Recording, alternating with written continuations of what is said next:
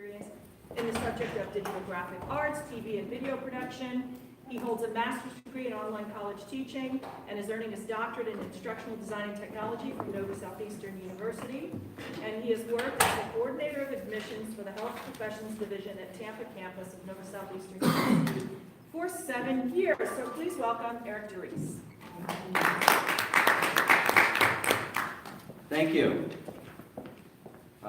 Thank you all for coming. I really appreciate you giving me the time. I'm very grateful for this opportunity. Okay, so the subject of my presentation is the value of social media style validation mechanisms in distance education. Okay, so let me see a show of hands. How many of you have been online students? Okay, most of you. That's good. How many of you have been online educators? Most of you as well. Okay, a lot of the same people. Now, let me see a show of hands. How many of you found it easier to be an online student than face-to-face? Okay. How many of you found it more difficult? It's interesting, because a lot of people think the opposite, right? Okay. Now, I want to ask you a question. I'm not looking for an answer. I just want you to think about the question. What would you say if I told you that all communication is a way for people to get what they want from other people? All communication is a way for people to get what they want from other people. Now, in today's presentation, we're going to talk about the growth of online education, adult learners, the growing dropout rate, transactional distance, instructor immediacy, peer counseling, the community of inquiry, and something else. Okay, so online education is growing, we all know that. There are many reasons for it. We've got homeschooled students, single parents, adult learners, many working adults, many baby boomers. So why baby boomers? What's important about that? And adult learners. By the way, in case you don't know, the definition of an adult learner is pretty broad. Basically, any student that is 26 years of age or older. And why? Why is that important? Well, they're living longer, so they're working longer, and they're learning new skills because of the fact that industries are changing. They're starting new careers. And a lot of that is due to the fact that industries are phasing out, either due to automation or due to the fact that jobs are being shipped overseas, basically. So we're going through changes as a culture. Now let's talk about the growing dropout rate. I wish I had more up-to-date information on this, but in 2009, the U.S. Department of Education reported that the dropout rate was 6 to 7 times higher among online students than among students in campus-based programs. So obviously we have a retention problem. And when they withdrew, a lot of people asked what was the problem, what was their issue, and what they expressed were feelings of disconnectedness, feelings of separation, feelings of isolation, and a loss of motivation. So how does it affect an online student? Well, they participate less, they log in less, they miss important information, and that causes a decline in their grades. And what's the effect of that? Again, they participate even less, and they log in less. And as a result, it spirals down into either withdrawing or failing. And that's a problem. This issue was defined as transactional distance. Dr. Michael Moore in 1993 developed a theory that primarily he used this study for different aspects of communication among geographically, pedagogically, and temporarily separated students and instructors participating in online classes. And the theory argues that transactional distance can cause feelings of separation for online students, leading them to drop out of online classes. So in researching the problem, we're going to look at 3 different methods that were pursued to solve this problem: instructor immediacy, peer counseling, and a community of inquiry. Dr. Ben Arbaugh, he pursued instructor immediacy, and it addresses he addressed this concern of retention by exercising instructor immediacy behaviors in the hopes of improving student satisfaction levels. The hope was that he could compensate for the lack of human interaction that students experience in online programs. So, what are some examples of that? We've got responding to students within 24 hours. That's nice.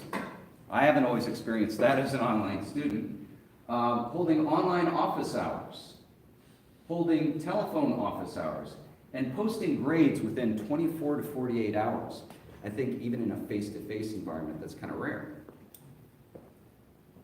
So what's the problem with that? Why didn't that solve this issue? Well, it helped, but it wasn't enough.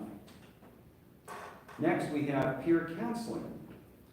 So Drs. Duff and Quinn decided that retention issues in online learning could be reduced by using student peers as counselors to potential students before they would enroll in online programs. So what are some examples of this? Peers describing how online works. Peers describing what it's like online. Peers describing the benefits of online. Let me see a show of hands. How many of you who did go to school online, had you sat down with somebody like this, would not have gone to school online? Okay, so it would not have discouraged you. Well, here's the problem with this idea. It doesn't solve the problem. It only prevents it, because you're avoiding it altogether. So that's no solution. Then we have the community of inquiry. An educational community of inquiry is a group of individuals who collaboratively engage in purposeful critical discourse and reflection to construct personal meaning and confirm mutual understanding. The community of inquiry theoretical framework represents a process of creating a deep and meaningful learning experience through the development of three interdependent elements: social, cognitive, and teaching presence. So what is cognitive presence? The extent to which learners are able to construct and confirm meaning through sustained reflection and discourse. Okay, so why would that help? Cognitive presence is based on the iterative relationships between personal understanding and shared dialogue. So this model integrates these two aspects in a cycle, beginning with a question or a puzzle called a triggering event, or just a general awareness that something isn't making sense. So what are some examples? Confirming understanding of tasks, assessing learning strategies and work processes, and or proposing corrections to those processes, reminding others of tasks and encouraging them to focus on or contribute to tasks, resources, and iteratives.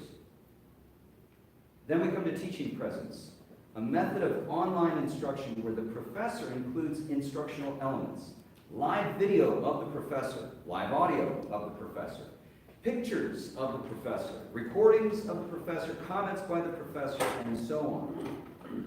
And these all make the online presence of the professor great and have been shown to influence online students' feelings of emotional connectedness that may be missing in online courses. So why teaching presence? While facilitating discourse is more than simply requiring students to post to a discussion and reply to others, it involves regularly reading and providing feedback on student postings, encouraging participation, moving the discussion forward when it stalls.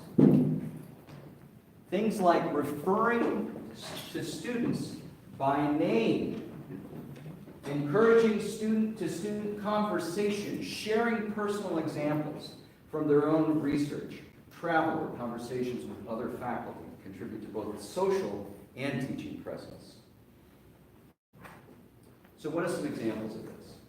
Aggregating, finding and displaying patterns in discussions and other communications. Amplifying, drawing attention to important ideas, concepts, both in the course materials and in student comments or other work. Curating, selecting, and arranging readings, videos, and other resources to scaffold concepts. Then we come finally to social presence, the ability of participants to identify with the community, communicate purposefully in a trusting environment, and develop interpersonal relationships by way of projecting their individual personalities. So, why social presence? Behaviors such as monitoring each other's progress and holding each other accountable for work quality and deadlines in groups. It sets the climate for their climate for their group. Effective group work also hinges on trust and comfort level with other students, so building positive rapport and a sense of belonging. This is vital to setting group norms and participating in efficient collaboration. So what are some examples of social presence? Effective responses such as expressing emotion and using humor. Interactive responses such as continuing a discussion thread, referring to other students in a message or post, asking questions and expressing agreement or appreciations. Cohesive responses such as using other students' names, using inclusive pronouns to refer to their group or class, and engaging in small talk. So what does this sound like? Anybody? Does it remind you of something? I know what it reminds me of. What's that? Pre-cell phone. Free cell phoning? Community. Facebook. And think about it. No retention problem there. If you look at the percentage of Americans who are on social media from 2008 to 2017, the percentage climb is amazing. We went from 24% of the population to 81%. And look at how often Americans are on their social media accounts. Daily.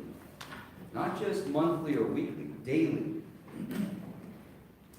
So, this is what I call validation mechanisms, because social media is all about validation mechanisms. So you might be asking, okay, how so?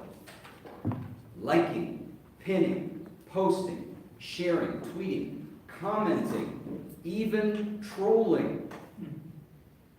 Think about it. Okay, so say you're a Democrat, and a Republican says to you, I just can't stand you. You're such a Democrat. Didn't they just validate you?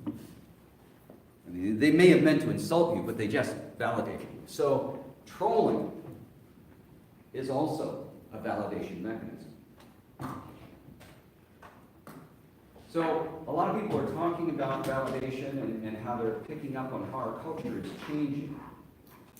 One speaker said that, asked, is it narcissism or is it our need for self-validation that's making social networking sites so popular? Another person said, with social media, you may seek social connectivity, acceptance, and approval, and you can do so more often than when face-to-face, but when out to dinner, talking to a friend, you probably don't tell a story and then ask them to like it or rate it. I never thought I'd quote a life coach, but I like what she says. This need for validation has us reaching out for our phone, computer, or iPad to catalog our life as a way of showing others how popular we are, how slim we look, and what a wonderful life we're having. When we get acknowledgement or likes from posting pictures or comments, it reawakens a feeling of belonging, of being accepted and validated. Therefore, we continue this cycle. There is somewhat narcissistic element in so much as we have bred a generation of self-centered individuals who insist on having their whole life displayed on social media. And I'm not just talking about teenagers. So, looking at social presence, the ability of participants to identify with the community. My opinion is that it's the most important element of the community of inquiry in order to assist in retention. My suggestion, increase social presence by adding social media elements or validation mechanisms to online classes. So what should we be looking for when we're looking at online classes? We want to ask the questions, are classmates required to work together? Are classmates encouraged to share with each other? Is the instructor involved in the conversation? And you want to ask, do you feel encouraged to support each other in the creation of a positive online learning environment? So, I want you to think about the question that I asked you in the beginning. What would you say if I told you that all communication is a way for people to get what they want from other people?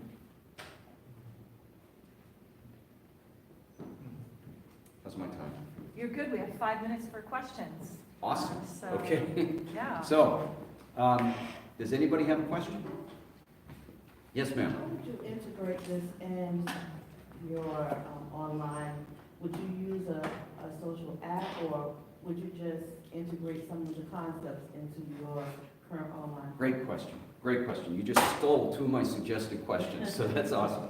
Okay, so I'm not suggesting that we use social media platforms in order to integrate this, because I think that's too much of a distraction from the LMS. I've seen instructors do that before, and I don't think it worked. Rather, I would say let's take some of those elements and add them into the LMS, our own versions. And we can do that now. We have the ability to do that. Some examples would be something as simple as a like button. We're already doing some of these things. For example, at the beginning of many semesters, we ask the students to go ahead and give us a little PowerPoint presentation or a video that tells us a little bit about yourself, right? Let me see a show of hands. How many have done that as a student or an instructor? It's very common now. So that's social media right there. How many of you have heard of gamification? If you win, or if you get acknowledged for your effort in a game, isn't that validation? So that's another element that I could see putting into social media. Anybody else? Yes, sir. We brought up like a like button, for example, and in campus they have a like button in the discussion board, pretty regular, but it's rarely used, and I'm just curious, it's an awareness, and what you think, what your take on it is, because I think, this validation idea, in theory, is something, but it's, when the students go in there, it's not the way they typically want to behave, right? They behave that way on Facebook, they may not want to behave that way, so there's a gap. I think there's a little bit of, how do we transition students to get them in the mindset that this is like that? Right. Because I don't know if they don't mix it very well. I don't think, at least, yeah. I think that, and again, I'm just thinking, if we make the environment similar enough to a social media site, that they will naturally go right into that. They won't even think about it. So it's a platform, kind of. Right, right. And we've been playing with that as professors and LMS designers. We've been playing with those models and creating those kinds of elements for a while now. I mean, both of my graduate degrees were almost entirely online, and so I've been seeing that, and we're getting closer and closer to that. Now, my dilemma is, I don't like this. I don't like this change in our culture, how we're seeking validation so much. I mean, I'm in my 50s, and I've seen our culture change a lot. Once we got our first smartphone, everybody's walking around like this, We're not talking to each other. We're not engaging. Everything's through an app. So I don't like how this is affecting our society. But as an educator, I see an opportunity to take advantage of this shift in our culture and use it to our benefit. Because I think the wave is here and we can't stop it. So I think we have to jump on it and make it work for us. Yes, ma'am. I know you said let's not separate it from the LMS, but couldn't you have a closed Facebook group where the students are posting, let's say they're doing project-based learning. Our students are working on the reconstruction of a hotel in our downtown. There's opportunities for them to then just post a lot of pictures, but instead of them doing silly things, like, we're on our cruise, it might be, here we are working with the architect, here we Right. are working with someone else. Mm-hmm. And that would be easy to do. Sure. I don't know about you, I'm in a lot of closed Facebook groups for hobbies, Right. and I think they're sort of cool. I like them. Sure, I agree.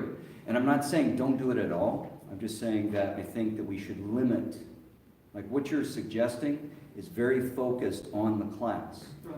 Yeah, I could see that working very well. And especially with adults.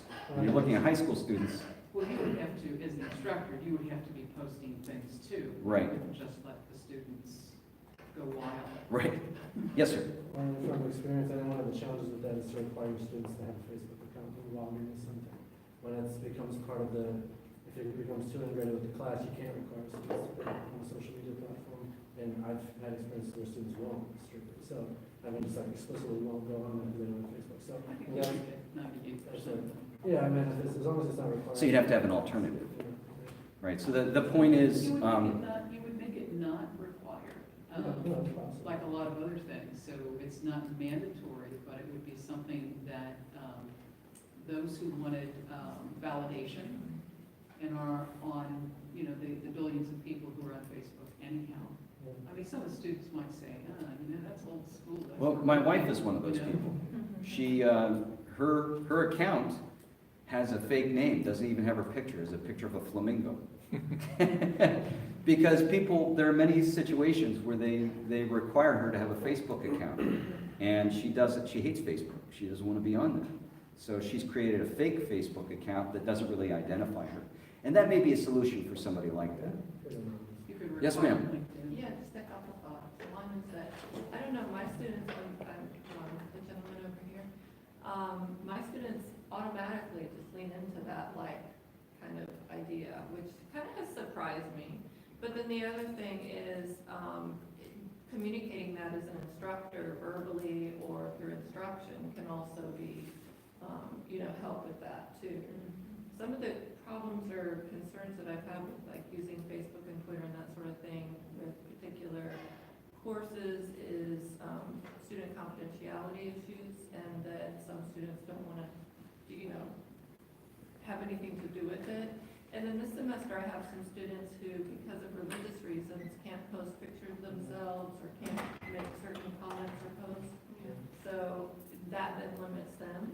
But I think that there are plenty of tools within the LMS that you can use, and then if your university doesn't support that on the LMS, then, pursue getting those tools to use within your I LMS. can't remember the name, but there's a social media, like, there's a platform that's trying to integrate social media feed experience. I don't know if you guys remember, there's another platform name, but I know there is one. It's really, well, there's no research on whether it's effective or not.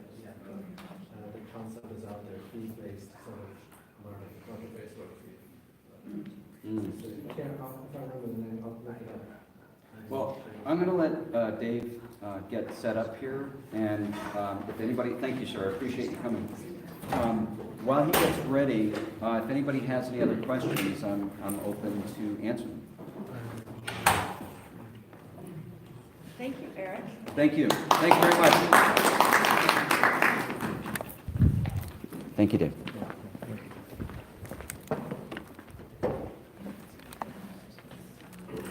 Thank you, ma'am. Oh, you recorded. Thank you so much. Awesome. Thank you. Oh, you just plugged in? Oh, okay. I thought you were recording. I was like, wow, how flattering. All right, have a great day. Are you staying for this next one, or are you? I am. You are? Yeah. Okay. Yeah, did you want to talk? We did. Okay, I'll be right out. Okay.